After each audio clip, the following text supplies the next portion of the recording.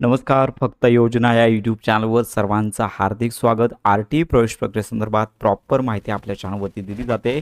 R-T पोर्टलवरती आल्यानंतर पाहू शकता की नोटीस पण आलेली आहे. 1 किलोमीटरची अट रद्द करण्यात आलेली आहे. 1 ते 3 किलोमीटर किंवा 3 किलोमीटरपेक्षा जास्त अंतरावरील शाळा आणि याचबरोबर आपण सांगत होतो की काही नामांकित शाळांनी अल्पसंख्याकांचा दर्जा मिळवला होता. अशा शाळांचा अल्पसंख्याक दर्जा रद्द झालेला आहे. अशा सर्व शाळा पोर्टलवरती उपलब्ध झालेल्या आहेत. 25 तारखेपर्यंत मुदतवाढ देण्यात आलेली आहे. तर सदरच्या शाळांची यादी पालकांना माहिती नसतं की कोणकोणत्या शाळा उपलब्ध झालेल्या आहेत, कोणकोणत्या शाळांमध्ये पहिलीचा ॲडमिशन होतं आहे आणि कोणत्या वर्गांमध्ये नर्सरीचा ॲडमिशन सुरू आहे. तर ही यादी पोर्टलवरती उपलब्ध झालेली आहे. तर ही यादी पाहण्यासाठी सर्वप्रथम लक्षात घ्या की आजच्या व्हिडिओमध्ये आपण संपूर्ण माहिती या संदर्भात देत आहोत. तर सर्वप्रथम आपल्या व्हिडिओच्या डिस्क्रिप्शन बॉक्समध्ये लिंक तुम्हाला मिळून जाईल. आर-टी पोर्टलवरती यायचं आहे. मोबाईल असेल, PC असेल तर तुम्हाला सेम लिंक वापरता येणार आहे. तर या ठिकाणी आल्यानंतर खाली स्क्रोल डाऊन करायचं आहे. तर या ठिकाणी पाहू शकता की list of school along with approve fee.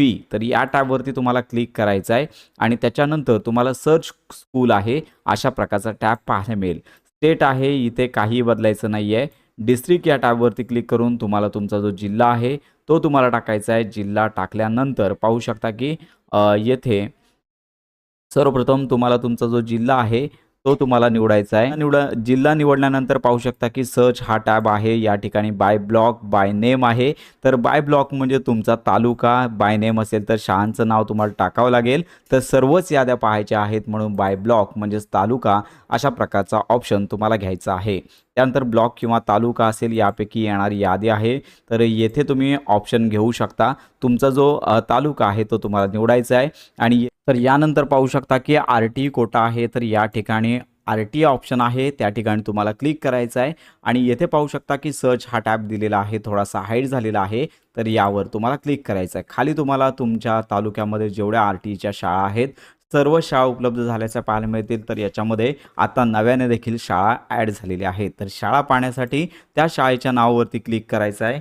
डाव्या बाजूला लक्षात घ्या इथे शाळा कोणत्या इयत्तेपर्यंत आहे ते तुम्हाला पाहायचं आहे आणि त्याच्यानंतर पाहू शकता की कोणत्या स्टँडर्डमध्ये ॲडमिशन आर-टी अंतर्गत होतं, पहिलीसाठी होतं किंवा ज्युनियर सिनियर KG होतं का, तर हे तुम्हाला पाहता येणार आहे. तर अशा प्रकारे आणि सगळ्यात महत्त्वाची बाब म्हणजेच आर-टी स्टेटस जो आहे, सीटचा स्टेटस आहे, वेकन्सी आहे ते तुम्हाला पाहायचे आहेत आणि मगच तुम्हाला शाळा येथे द्यायची आहे. तर अशा प्रकारे तुम्ही शाळा पाहू शकता.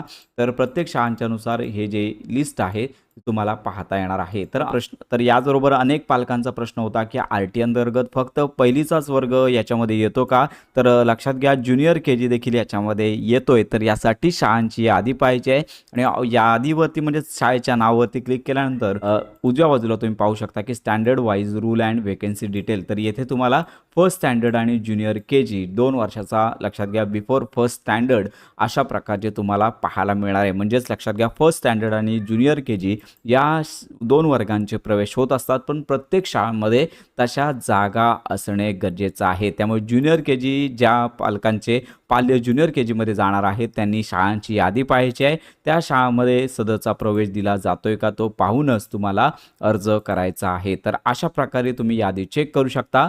त्याच्यानंतरच लक्षात घ्या अर्ज भरा किंवा अर्ज भरला असेल तर डायरेक्ट तुम्हाला फॉर्ममध्ये देखील लिस्ट पाहता येणार आहे. तर अशा प्रकारे तुम्ही वेगळी शाळांची यादी पाहू शकता. तर अशा प्रकारे ही महत्त्वाची माहिती सर्वांपर्यंत नक्की शेअर करा. तुमच्या जर काही या संदर्भात शंका असतील तर आपल्या व्हिडिओच्या कमेंटमध्ये नक्की कळवा.